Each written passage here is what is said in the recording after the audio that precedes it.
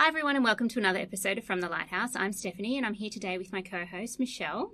Hi Stephanie. And we have a special guest today. She's actually one of our graduates and that is Ashley Kalagian Blunt. Hi. Hi Ashley, and she's come here to talk to us today about her own writing as well as, how to structure a writing career and how she got started as a writer. But first, before we do that, I should read out her very impressive bio. So Ashley is an award-winning writer. She's written about travelling in North Korea for the magazine Kill Your Darlings and the world history of genocide for the Sydney Review of Books, as well as writing book reviews for the Australian. Her Armenian travel memoir was shortlisted for the 2017 Kill Your Darlings Unpublished Manuscript Award and received a 2015 Varuna Fellowship. She also writes regularly for The Cusp and the Newtown Review of Books, and she completed a Master of Research in Creative Writing here at Macquarie, which is very exciting. And right now she's working on a manuscript entitled How to Be Australian, and this project received a 2017 KSP Fellowship. She also writes comedy, and her comedic writing explores direct-to-brain digital text streaming for McSweeney's and growing up with the digital revolution for Griffith Review. And she's also appeared at Story Club, the National Young Writers Festival, and Noted. So hi, Ashley, again. Hi, thank you so much for having me here. Oh, thank you for coming in. It's so exciting to meet an actual real-life writer. I know Michelle is an actual real-life writer too. Michelle is, many things, but but it's always great to get a writer in here to pick their brains. So, Ashley, when did you decide to become a writer, and what kind of got you interested in pursuing a writing career?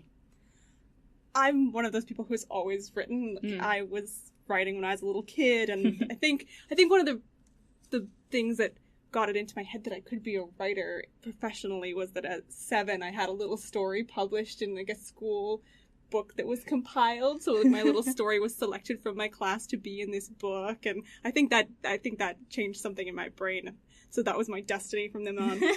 But actually my parents were really keen on me doing a degree that I could translate into a career immediately, so they sort of pushed me into journalism, which I understood, but the journalism wasn't the right thing for me at all. It was pretty much a disaster because it really actually turned me off from writing. So I moved overseas and taught English in Asia and then in South America for a number of years, and didn't really write much at all at that time.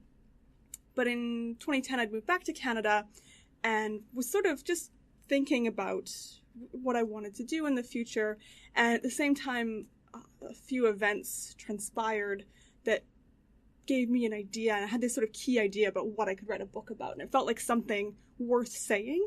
There's something that was worth exploring, and that's when I turned really seriously to writing, was when I dedicated myself to that project. And that's actually, so that was 2010 that I started that, and that ended up being the manuscript that just last year was shortlisted for the Kill Your Darlings Unpublished Manuscript Award. So it's been a long time in the process of that, but when I started working on that project seriously, that's when I started thinking that I was working towards a career in writing. So I want to come back to a few things. We'll come back to the manuscript, but what was it about journalism that kind of didn't do it for you? I'm interested now. Partly just seeing the industry from the inside, and like the way, because you're working to such tight deadlines, especially if you're writing for a daily newspaper, for example, so you've really got to push people to answer your questions, and so the deadlines were stressful. I was very shy, so calling strangers up on the phone and demanding that they tell me things that they didn't want to talk about was very stressful. So I didn't really respect a lot of aspects of the industry, and I knew it wasn't the right thing for me personally. So that between those two things. But I guess at the same time, did you find that as a writer you did gain from that discipline and also, sort of that I guess that beautiful declarative sentence, because I mean so many of 20th century writers, etc., are and have their roots in journalism. So would you say that it impacted on your style, your thinking, your discipline? Absolutely, and the skills I gained from it I've used throughout my life since then, particularly because in the journalism degree, it was like sort of within the context of a larger communications degree. So I was able to develop a lot of skills from that, even for the companies I taught for, writing various communications things for them. But more closely tied to journalism, I spent a lot of time developing interview skills, which isn't something that if I'd just taken a creative writing degree, I may not have spent a lot of time doing that. So in that manuscript, I actually interviewed 150 people in 3 countries to learn what I needed to learn to talk about the topics that I was handling. So definitely the skills I developed later came into use and great value to me. So I was wondering if you could tell us a bit more about this manuscript, because it's very interesting and very dark subject matter. So if you wanted to talk about that. Yeah, absolutely. So the story is all tied up in my identity and then, on the very small scale, and then on the very large scale, the geopolitics around the denial of the Armenian Genocide. So growing up, my surname was Kalagian, and that's still part of my surname now. I kept it when I got married, and that was an Armenian surname, and I knew that. And I knew my dad had dark skin and sort of looked different from the people around, but he was, he grew up in an Armenian community near Niagara Falls in Canada. But then he joined the military, and so when I was born, we lived way out west, and we were transferred all around the western provinces, and so we never lived close to my Armenian family. So I knew I had this name and this label, and that stuck in my head, but I didn't really know very much about my family. My dad wasn't the kind of guy to talk about it that much. When I was 14, his father died, and we flew out to the funeral. And the funeral was in an Armenian church, which didn't mean anything to me, but it was in a different language. And I thought we were in the wrong place. I was looking around at all my family to see if they understood what was being said by the priest, because I didn't know anyone in my family spoke another language, and I put together that this must be Armenian, but I didn't know that my grandfather spoke that language, and there was so much I didn't know. And then a couple years later, my aunt ended up at a family gathering telling about how my great-grandparents had escaped the Armenian Genocide and how they'd ended up in Canada in 1920 as refugees. And I thought, wow, that's an incredible story. And I had no idea there was this depth of violence and just something so different from my family, which had been very safe and, couched in sort of middle-classness in my mind as a kid growing up. And so that was interesting. But there were lots of books written on the Armenian Genocide, and I read a couple of them, and I was like, okay, that's interesting. But I didn't really fully realize the impact that history had on me as an individual until I was in my 20s. And at this point, I'd lived all over the world, and I'd been teaching students from different countries. And I thought of myself as completely culturally enlightened and empathetic to everything. And then for the first time, I met someone from Turkey, and she was someone my age. And we met through a university program I was part of. And my just reaction, as soon as I was told by a third party that she was Turkish, my whole body just rejected everything about her. I wanted nothing to do with her. I didn't want to have to work with her. I didn't want to have to know her. And that surprised me so much that I didn't know. I mean, I knew this was connected, obviously, to my Armenian history, but I never expected to feel something like that within myself. And so that was where the idea from the book, months later, reflecting back on it, I thought, okay, I need to fully understand what's going on here. And I had, luckily, rationally sort of talked myself out of this visceral reaction that I had. And I said, I want to meet this girl, and I want to work with her, and I want to understand what's going on within myself. So she was wonderful. She was amazing, just lovely. We had so much in common. So then once we became fairly good friends, and so I eventually asked her almost a year later, I said, I have this thing in my history, and I don't know if you're aware of, from my surname, that my history is Armenian, but I don't know what you know about this, but I know, being from Turkey, a lot of people in Turkey currently believe that what my great-grandparents survived, didn't happen. And so she very bravely said to me, history isn't important to me, this isn't something I think about a lot, or, really have ever invested myself in, but she's like, I believe what I was taught in school, which is that didn't happen. And that was just such a hard blow, and our friendship actually kind of fell apart after that. We never really discussed it again. So it was a question of knowing, but actually choosing not to know, as opposed to it just being a surprise in the sense that, she'd never heard of it or whatever. It was actually a really conscious decision to choose a version of history that was more palatable, would you? And I think from her point of view was more believable, because she had been taught that in her school textbook. She had been taught that by her government, and it wasn't really up for debate amongst the context she was in.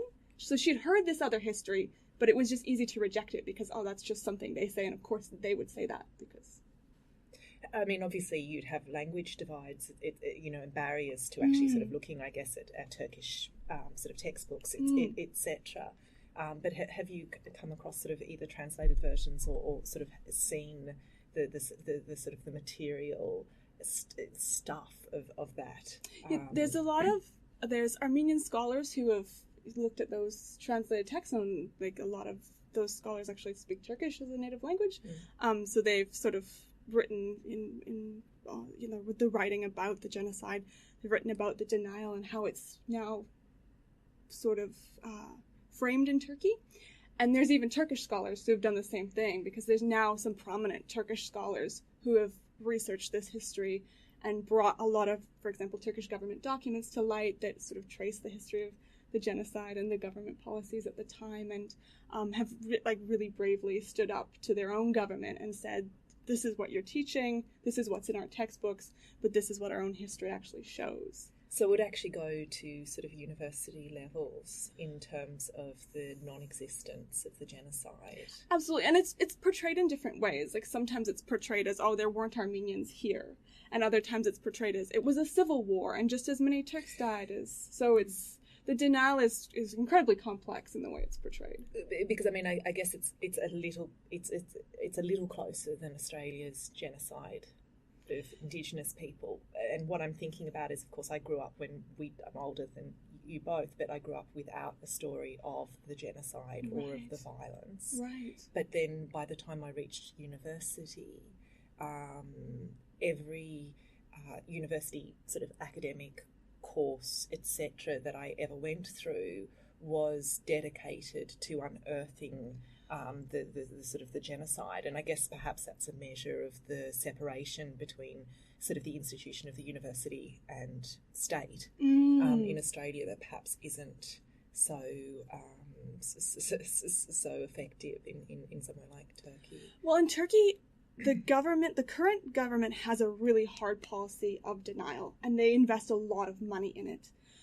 But that said, it is, now that the internet is available and people have access to wider resources, there is a large number of Turkish citizens who have rejected what they've been told and have independently researched these things and read the competing narratives, and there was actually a petition that was signed by 30,000 Turkish people in recent years that said, like, we believe that the narrative of the genocide, and we want to apologize for that, which was really powerful. So, and there has been actually in some Turkish universities now conferences that deal with that shared, like the Greek, Assyrian, and Armenian genocides that happened at the end of the Ottoman Empire.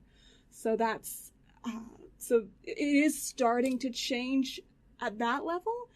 And so perhaps if she were in university now, she would be hearing more competing voices at the university level. But the government policy is still very hard. There's no debate from their point of view. So the manuscript you're working on, is that mostly your family's story, or is it kind of documentary history? So I originally thought, okay, I need to fully understand my family's history, because I was talking to this girl and I realized, wow, I don't really know enough. Like, I know a few things, I've read a couple books, but I don't even know fully what happened to my own family. I really only had that one story my aunt told me about how my great-grandparents escaped. My great-grandparents had been dead for 30 years, so I couldn't speak to them. But I thought, I'll go and I'll interview my family, and the book will be about the genocide from the perspective of my family's story. And so I applied for an arts grant in Canada, and I got that, which was really exciting, and sort of made me feel like this is the right project. I'm going to go do this. So I spent a month interviewing my family and learned so much from them, and also then started reading. So everything I was just talking about in terms of the geopolitics of the denial, I didn't know any of that at the time, really.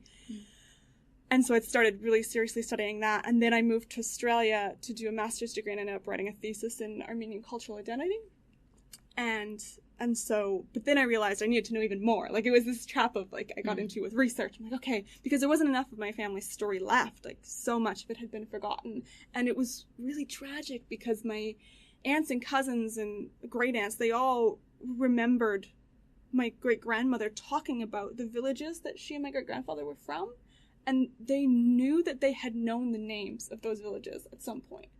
And so they would all say, oh, go ask your cousin or go ask your aunt, because they all thought someone else would know it or someone else would have written it down. Yeah. Nobody could find it. So those details are probably lost forever. They can't be recovered. And that was sort of became part of the story, was the gaps in the story, the holes in it that could never be recovered. So then I went to Armenia. After the master's degree, I felt like, okay, now I'm really grounded in this.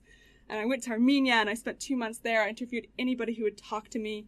It was a really fantastic experience. I hooked up with the U.S. Peace Corps, and they introduced me to all the locals they knew who spoke English, or they found people who could translate for me, which was fantastic. So I got to interview. And I found like Armenia's modern history from the genocide through its almost disappearance, almost being wiped out by Ataturk's armies, to then being sucked into the Soviet Union, which on the one hand saved it, but on the other hand scarred it forever. As well. Exactly. So there's all these incredible layers of history just in the last century and a bit.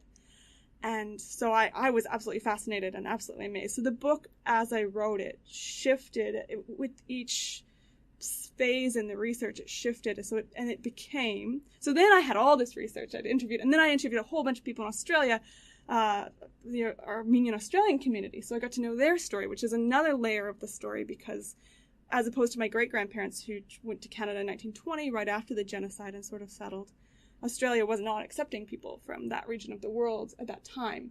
So the Australian Armenian community, which is today about 50,000 people or more, those are families who were displaced after the genocide into like Jordan and Iraq and Iran and Egypt and Lebanon, and now have been displaced again, looking for better lives than they could find in sort of the Middle East, where there's still a lot of difficulties. So they've got this multiple layer of displacement, and so that was really fascinating, getting to know the Armenian Australian community. And then I had all these interviews, and I just sat down. I thought, like, I don't know how to decide what's most important, so I'm just going to write it all up and just see what happens. And it was 200,000 words. So that was my first draft. And that's a very long first draft. And I realized at least I knew that was too long. And that's when so in my head, I'd just been like, I'm going to write this book, and I'll send it off to a publisher, and they're going to love it, and we'll edit it together, and it's going to be so well received. And didn't know anything about the industry at all. And that's when I started, asking some friends to read it, and eventually someone said, oh, maybe you should go, to an event at the New South Wales Writers' Centre and learn a bit about the publishing industry, so you kind of know, you know how to shape this a bit better, and you know what you need to do. So I went to the Creative Nonfiction Festival, and that's when I learned my manuscript probably should have come in more around 80,000 words than 200. And so I started shaping that, and got it down to about 120 over multiple drafts, and then sent it off to a publisher who sent me an extremely nasty detailed rejection letter. Oh dear. Yes.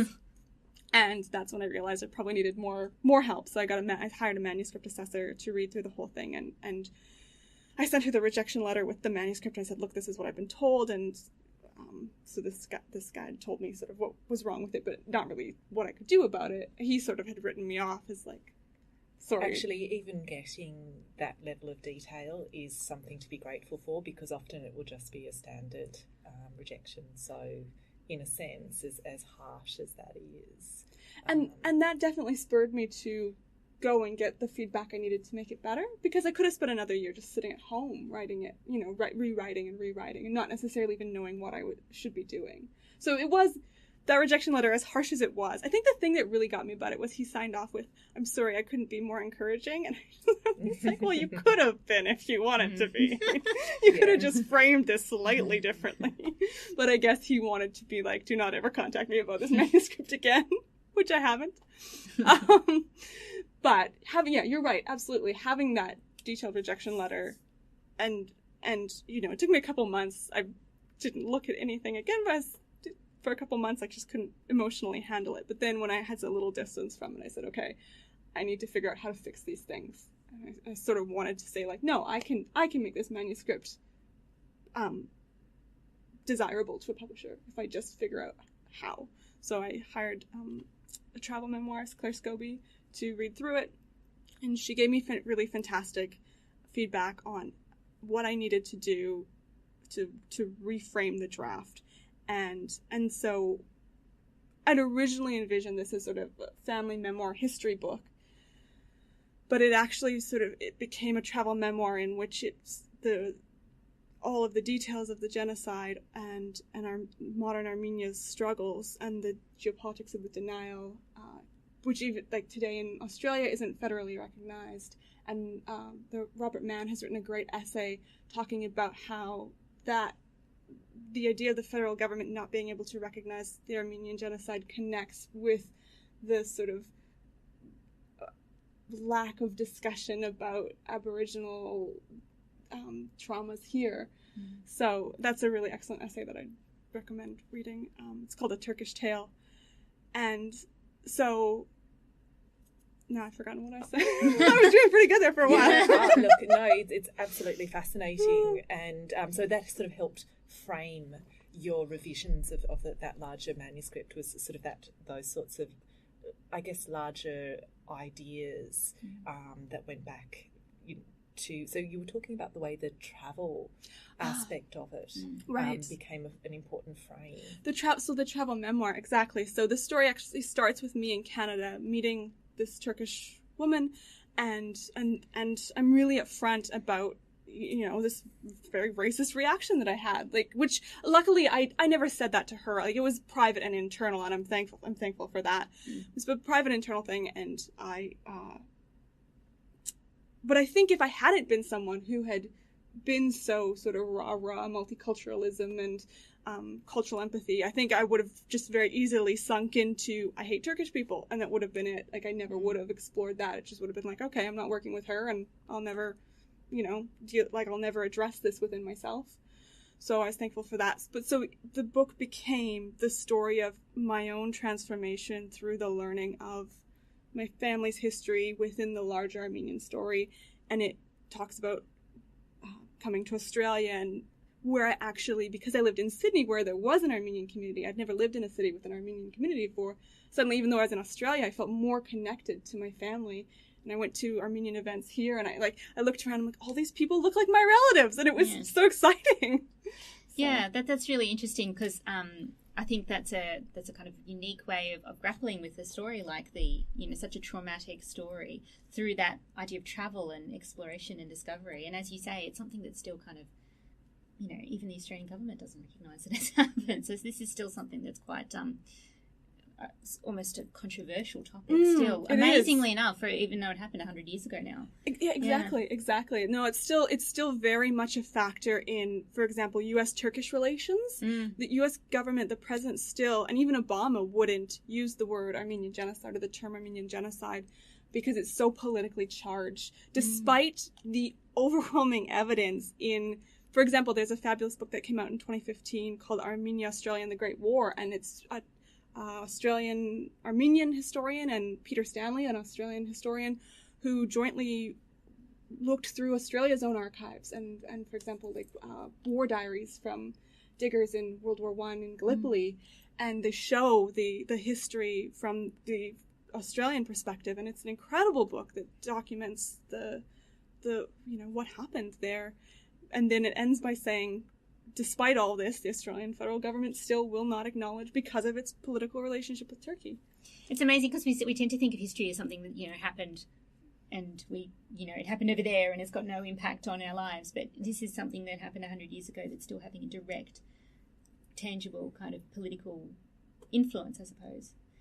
Absolutely. And I think that's one of the reasons it fascinated me so much. And I feel it is so relevant. It connects to so many larger stories because it connects to how we think about the Holocaust, and it connects to how we think about, genocides of Native peoples during settler, quote unquote, settler eras. And it also connects to ideas about who we empathize with.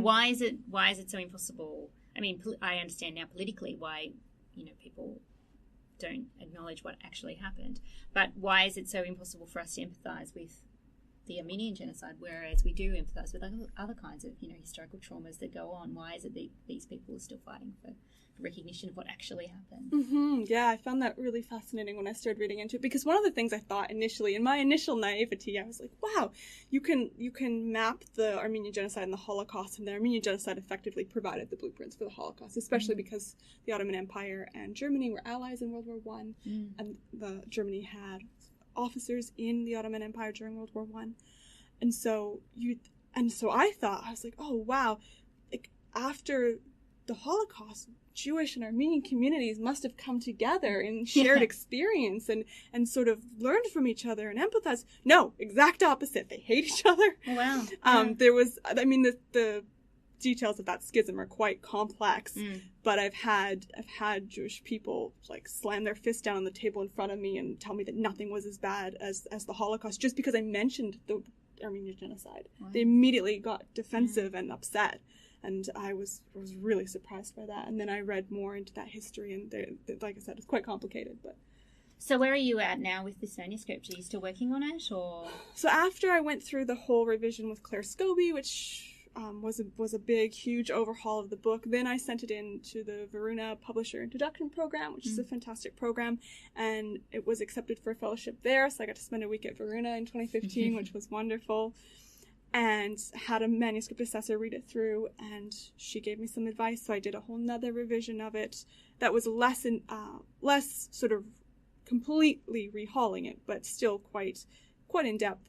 And then I've been sending it out and just getting response. I think several publishers have read it, and what they say is they have been quite positive about it, which is great. I did what I said I was going to do, and I made it appealing to publishers. But they've said it's for the Australian market. There's just not enough of a market here for a travel memoir of Armenia, and they've actually advised me to go to the U.S. And now that was shortlisted in the Kill Your Darlings Unpublished Manuscript Award listing, I feel like it is the right time to go to U.S. publishers and overseas publishers. But I don't know anything about how to do that, so that's another learning curve that I need to tackle. So that's sort of been on the back burner for right now. And so you're also writing another piece called How to Be Australian. Did you want to talk about that? I know you're still working on it, so you might not want to talk about it. But... No, yeah, I've been working on it for a while now, and it's a project that really excites me. That process of writing travel memoir sort of shaped my writing from there on. And so this is a memoir. It's not strictly a travel memoir, but it's a memoir of myself being Canadian, moving to Australia. And, I have Australian citizenship now, but sort of trying to figure out what that means for me and how it's shaping my identity. And it's a much lighter book. It's sort of looking at a lot of the things that make me really love Australia, that are incredibly entertaining, like the language and just various things that I enjoy, like the obsession with lollies and ice vovos, and like learning all the names of the different biscuits. I go into great depth about being told that I had to eat ice vovos or I was not allowed to be Australian. It's on the citizenship test, I'm sure.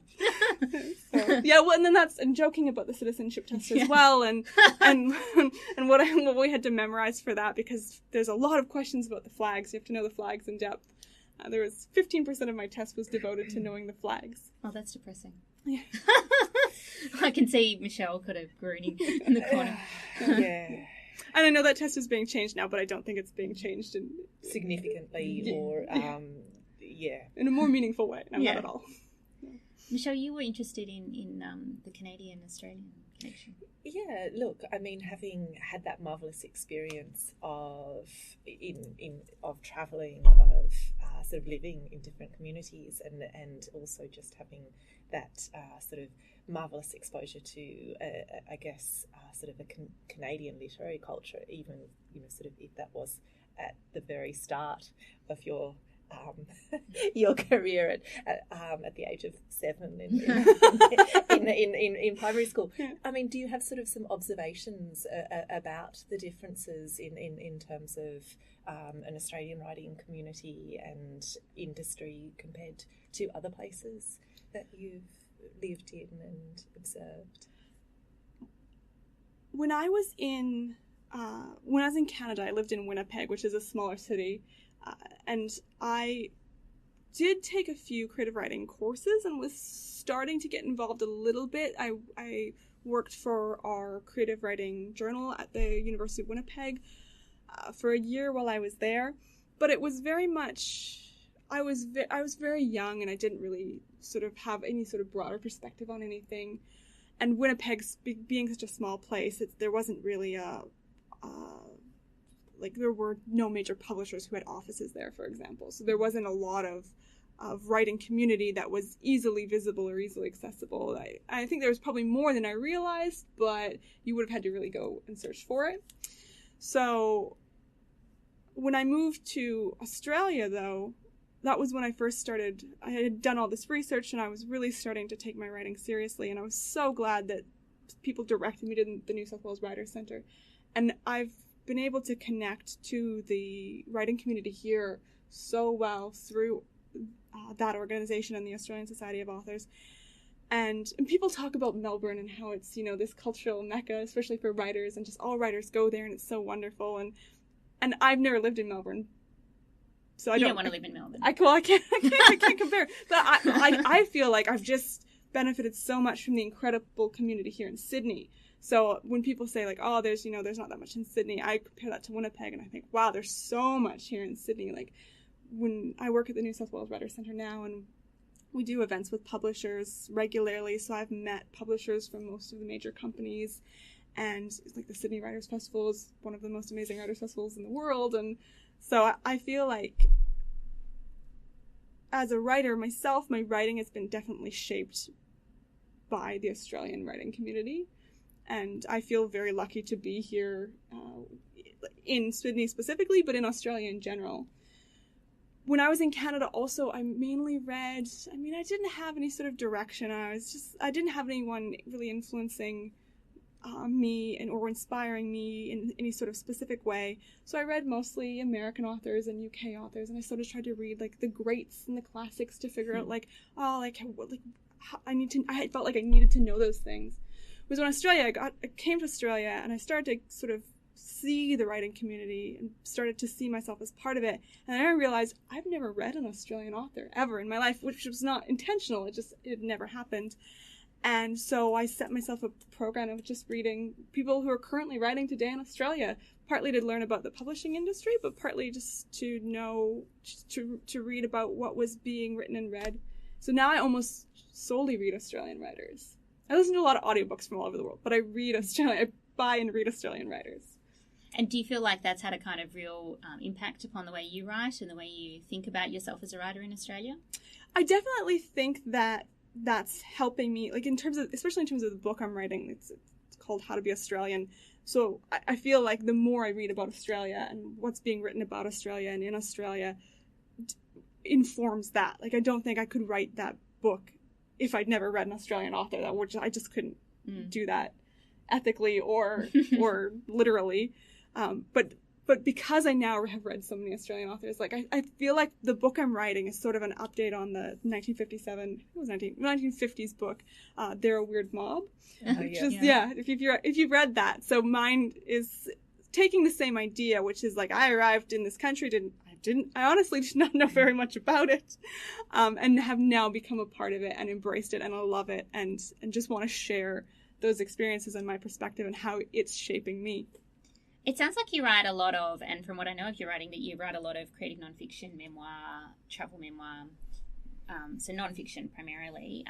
Were you always interested in writing nonfiction, or what drew you to nonfiction? And are you writing fiction as well?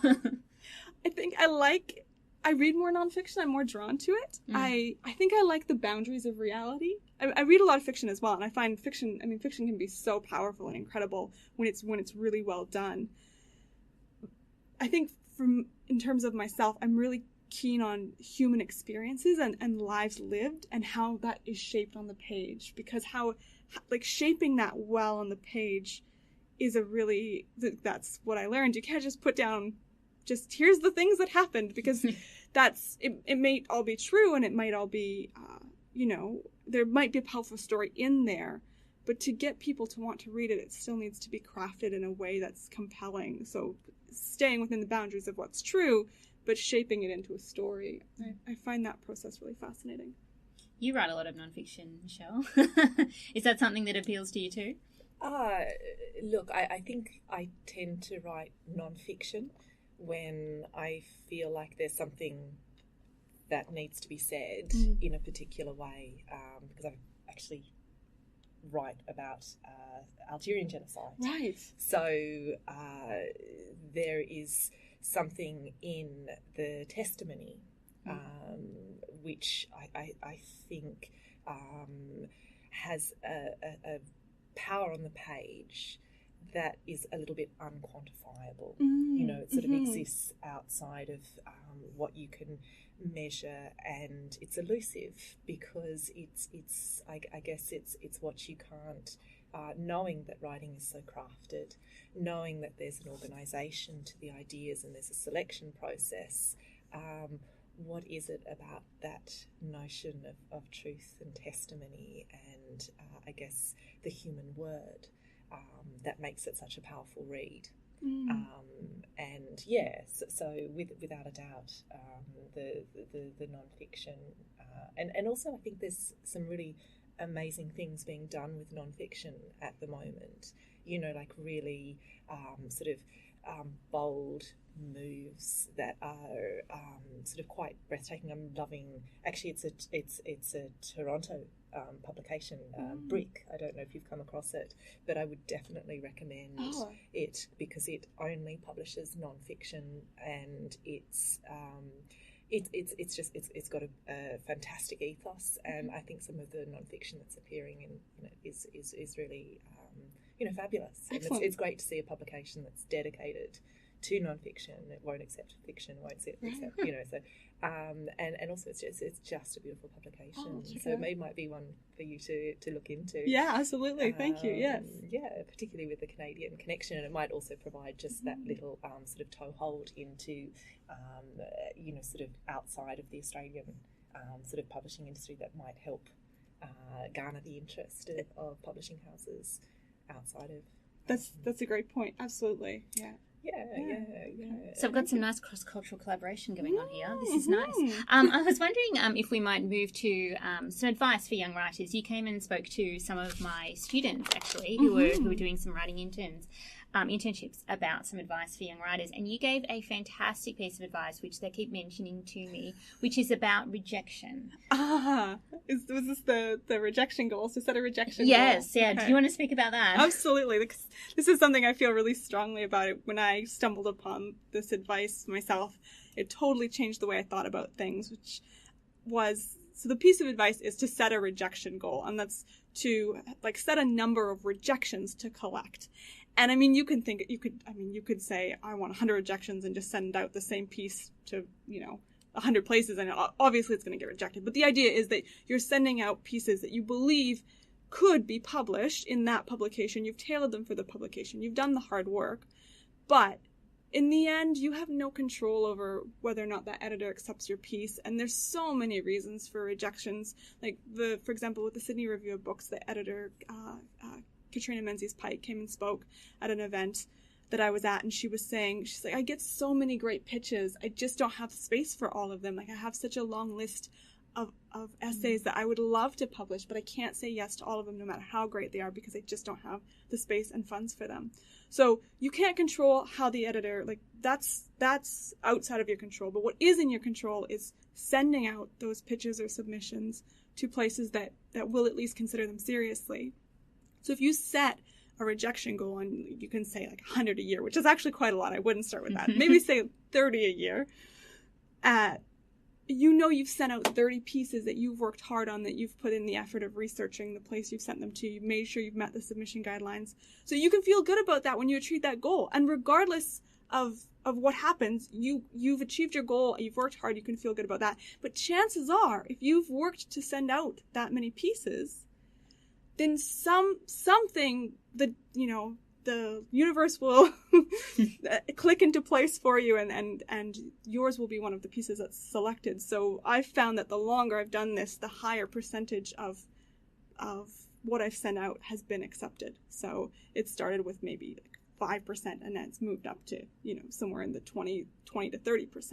So I'm developing a better portfolio. I'm targeting the places I'm submitting to better because I have more experience with that. But the key thing was that, like, rejection hurts. It still hurts. But the more you force yourself to accept it, the less it hurts, I guess. You acquire a thicker skin after time, don't you? Yes. You can kind of shake it off. Yeah. Absolutely. I give myself 24 hours. I mean, I don't write creatively, I write academically, but I give myself 24 hours after rejection to privately stew, and then I'll swear and I'll cry and I'll, curse and reassess, why am I doing this? This is stupid. I should just go and get a real job, and etc. And then 24 hours later, I have to get over it and send it off to somewhere else. So, and does that work for you now? Like, yeah. Like I just get out all of the emotion. Excellent. In one fell disgusting swoop, which makes me really hard to be around for those 24 hours. You just need a sign. Yeah. Don't talk to me. But we were saying, so I should say, because I got that one rejection letter that was detailed but quite harsh, and in terms of my creative writing, that's the only time I've ever gotten a rejection letter that was really the way it was written was harsh. Generally they're either very gentle or there's just nothing at all. It's just you don't hear back. But I think academically it's not the same. I think some of the rejections can be much harsher. The rejections are pretty harsh. Yeah, they don't hold back. I remember my favorite rejection was. It was one sentence, and it just said, "I don't think this piece is of interest to this journal." Full stop. And I'm like, okay, what am I supposed to do with that? Great, thanks, guys. So I kind of am envious, even though you got a harsh rejection. At least you got feedback. It's better than just one sentence. Go away. That's true. No, I mean, the feedback was just enumerating the ways the manuscript was terrible, so it was really harsh. Oh dear. But I could have stopped then, but it actually kind of galvanized me to be like, no, like I'm gonna prove you wrong. Yeah, exactly. I hope he lives long enough for me to prove him wrong. Maybe you should just send him a copy of the published manuscript and sign it. Yeah, absolutely. Burn some bridges while you go. Why not? But that said, obviously I'm not going to name this person, but I did read a book in which he was involved as a publisher recently, the book that came out last year, and he was involved with it, and he was thanked profusely in the acknowledgements. And I didn't know that the acknowledgements were at the end, so I didn't know he was involved until I'd read the whole book. I didn't like the book at all. And in hindsight, I realized, okay, well, maybe we just like completely different things as well. And that can just be a factor. I mean, I don't love every book that gets published, but obviously somebody did. Yeah, I mean, all of these things are subjective. Mm-hmm. Yeah, so I think that's also, in setting rejection goals, you're sort of training yourself not to take rejection personally. You're just checking off, like, okay, got that rejection, on to the next one. And I always have my next piece in the works. Like, when I send something out, I've already started on another thing, and I've already got the next plan, so that when I get that rejection, it might slow me down. I might take an hour to stew about it. But if you take an hour, you're beating me. Yeah. 24 is necessary over here. I woke up Saturday morning, and the only email in my inbox was a rejection email. It was a very nice one, but it was just, we can't fit this in our publication at this time. And I was like, oh, this is going to wreck my day. But within an hour, I'd actually forgotten about it because I just got stuck into something else. Well, that's good. Yeah. So what other advice would you give to young writers who are sort of starting out on their kind of writing careers? I have so much advice. I've tried to outline my key points. Yeah. And I think two things are, there's the craft side and there's the industry side. And that was my point earlier when I was talking about, my first draft. I just sat down and I wrote 200,000 words. And in a way that was good, because the process of cutting down that manuscript and working through, now it's 73,000 words. So I learned a lot in that process. So I'd say on the craft side, write a lot, throw out a lot, but get a lot of feedback. The more feedback you can get early on, the faster your skills will develop. So how you can get feedback? Well, first of all, you can learn skills through, like, there's so many useful podcasts out there now, or like read books like Big Magic that'll like teach you, about how to think about what you're doing. But then, like, join a writer's group, and, like, don't just join the first writer's group that comes along, but try a few different writers groups, for example, through the New South Wales Writers Centre. Try a few different ones and see the one that you resonate with best, where you feel like, like the people here are doing similar things to me and connecting with my work. The first writers group I joined didn't really fit, and so I found another one, and now there's 5 of us. The feedback we give each other is really helpful. We sort of get what each other's trying to do, and we show each other how we're not succeeding and give suggestions for how we could push those drafts in a better place. And we always sort of go on when people tell you what's wrong, they're usually right about it. 90% of the time, when someone tells you something's wrong, they're right. The advice that they give you to fix it, they're not necessarily right about that. Like, it's great to hear those suggestions, but feel free to try things in your own way. So that's on the craft side, getting feedback, just writing a lot, just write a lot, but don't be precious about it. Throw out a lot of it as well.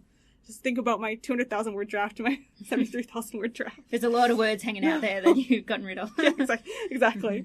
But then on the industry side, if you actually want a career, because it's one thing to write, but writing is an industry, it is a business, and if you want to be part of that, if you actually want to make money from your writing at some point, then you've got to learn about how to get your writing to fit into places that will eventually result in publications that might bring in money. So you can do that by attending events. You can join an organization such as the Australian Society of Authors or the New South Wales Writers Centre, that their whole goal is to help you understand the industry better and to connect you with people in the industry. There's a podcast called Starving Artist. Have you heard of that one? It's out of Melbourne. It's fantastic. It's about the idea of, if you're an artist, how do you find ways to connect to audience and build audience that will eventually turn into the financial side of things. And just understand it'll take a long time. Like, it'll take a very long time. Like I said, I started that manuscript in 2010. It's still not published. I have accepted in my heart that it might never be published. And I'm still, I'm working on the next manuscript. This is actually the How to Be Australian, the one I'm working on right now. It's the 5th manuscript I've written, so it can take a long time. I was at the National Young Writers Festival last year, and there was a woman there talking about, she self-published her book. She said the writing, and it was fairly successful. She said the writing of it took 1,300 hours, but the marketing of it, she invested 2,000 hours in that. So that's just a sort of numerical example of how to think about craft versus industry. If you want to self-publish and actually turn that into income, you need to think about, this is now a small business. How do I market this? How do I promote it? So the more you can learn on both the craft side and the industry side, they'll both benefit you. Yeah. You talked a lot too to my students about public speaking and public speaking skills. So I was wondering if you might touch on that. Absolutely. I think this is something authors often overlook, and I think it's because a lot of people who become writers are maybe the kind of people who are a little more shy and like to express themselves on the page as opposed to in front of people. I'm lucky because I enjoy both, but I think no matter who you are, writer or otherwise, developing your public speaking skills is one of the best things you can do in your career, specifically for writers, because nowadays writers are often invited to speak.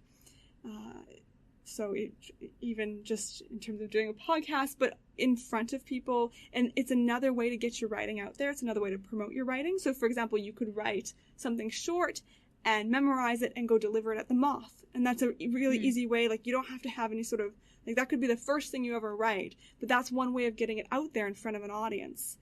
So developing your public speaking skills, I used to teach public speaking, and now I've been involved with a Toastmasters club here in Sydney for 5 years. So I've seen a lot of people come through the doors of our club, and they're just terrified to be in front of people.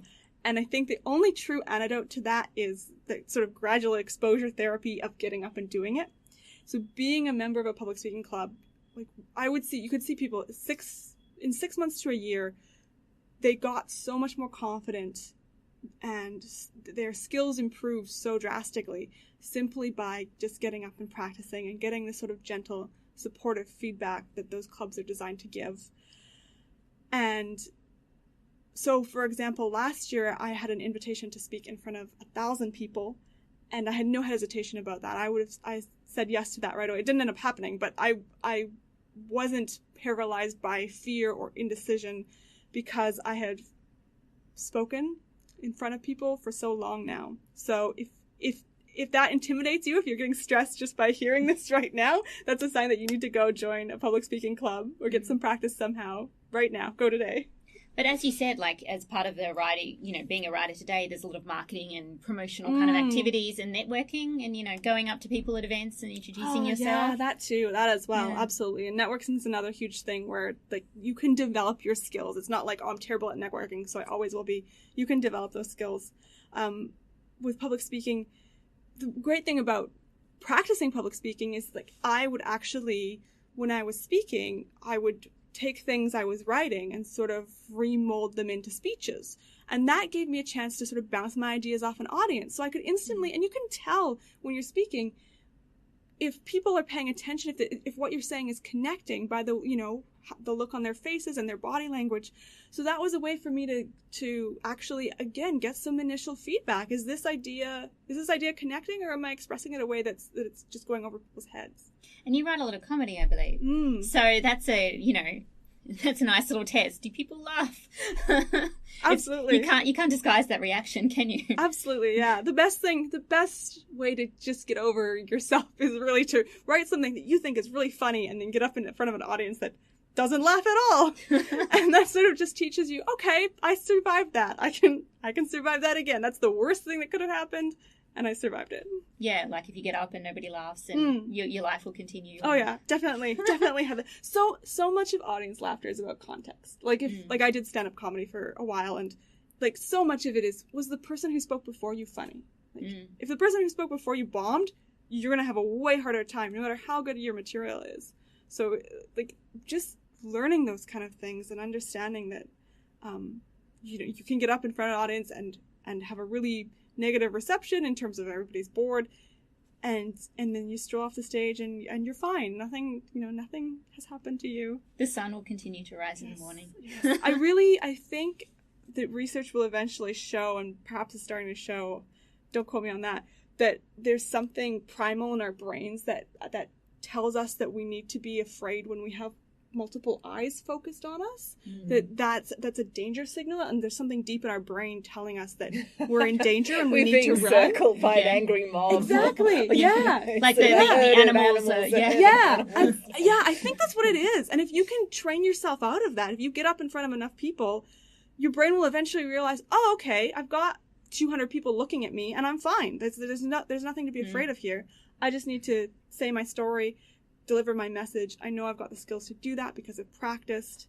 So even lecturing, I remember the first time I gave a lecture, I was terrified. And then, now, 7 years, something later, I'm like, I don't care. Yeah. I could lecture in front of 3 people or 500 and it wouldn't make much difference to me. Gradual, because those people have never risen up and attacked you during the lecture. No, and even if I've thought it's been really dull, I mean, what's the worst that can happen? They can go, oh, that was really dull.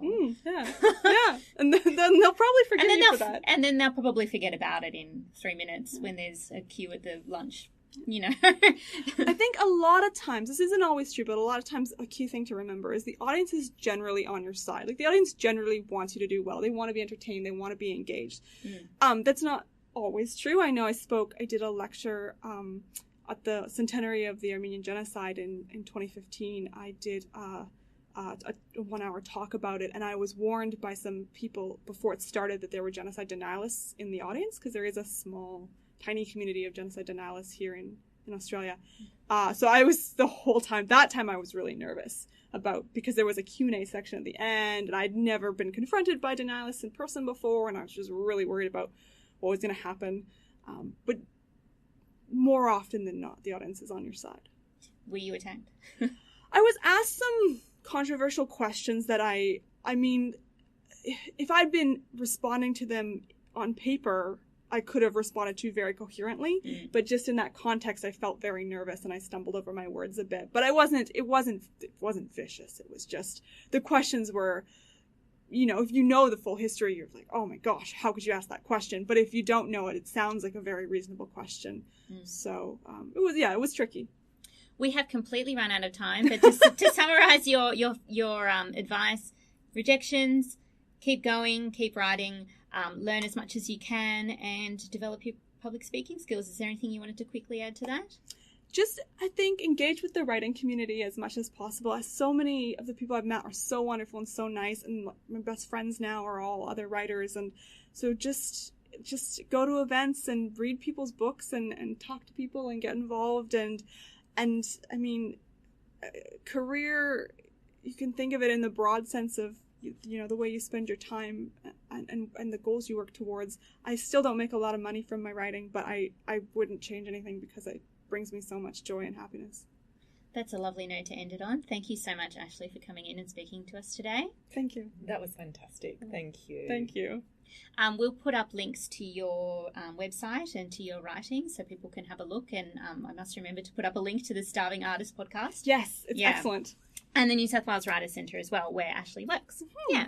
So thank you again. This has been another episode of From the Lighthouse. If you could please rate and review us on Apple Podcasts, that would be really, really super helpful in helping other people find the podcast, and also listen to excellent interviews like the one we just did with Ashley. Okay, we'll see you again in a week. Bye.